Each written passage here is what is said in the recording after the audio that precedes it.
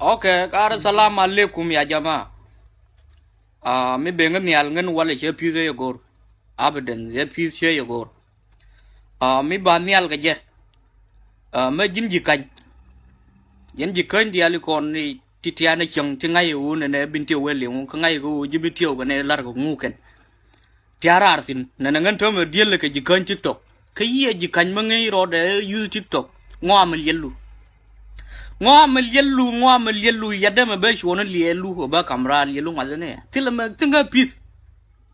Ai zamu kui lo gwa mata tin ta ka libya jana nga dia da du number du ban je ngala le lun ya ka chet jun yen dara nore dara ka ko yen chet jun mi ga rewti ne ka Ethiopia tia paradun ka Ethiopia ma chara da ma kwanyu korsin kwa do nore kwa wujen la bangar ngar te ke yel to ma cha por kur ya tel man telephone ba kul be ben be nore kong be ku ga TikTok jibitiyo nga yelo din kur mena nyaya ne yelo ban ka bintiw dara na bo kuzuka yen chet yonde tuma pelle ka yelun ba gwer ma ngiro jinje kan ma use TikTok badal yelu te nga pi yelu ba gwer ngoda la dinor way dun ga yem asam wong na ka reality kan wora ka yen ngunu yen ka yen ngunu lar nga kwor jikany yi urbetiyo ko juwe ko koro na kwar kon lareng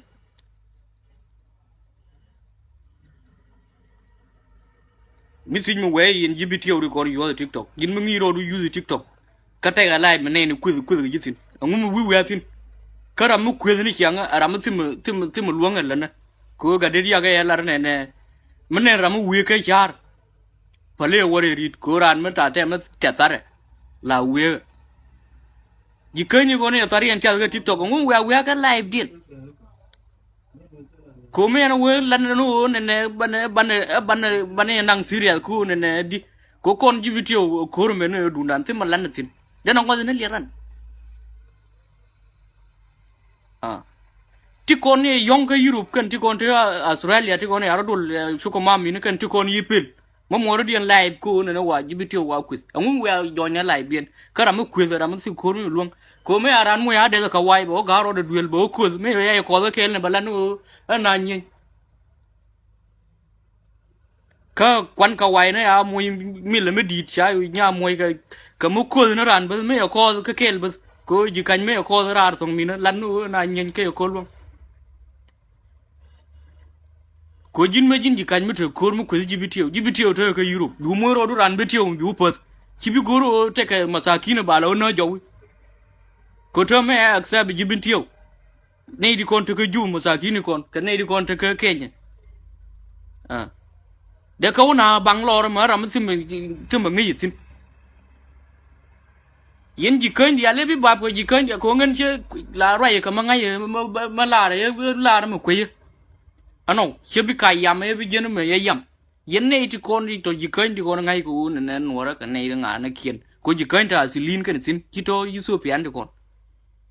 ti aran yele o gwere Ethiopia be jona ngen ngaran Ethiopia banyi pe nyon nora jikany di kon tene chang ti kon ti yitetin rai mena ko rama chang e ngai mi waga lemu terar tin lakini di kon jo TikTok lelun ngam lelun especially yene dai tia live tia ngam lelun mu ya tia ina mo lel tun lel wala ta dia ko jikany mi je tia fara bola no ne do kong liu ko yo ko re lo gwadel yelun be gwerta Libya ram lo ye jang kot ye jang ragam de ke yo win bak ke Facebook de me gor yang mon bel yelang mat one by one bel yelang mat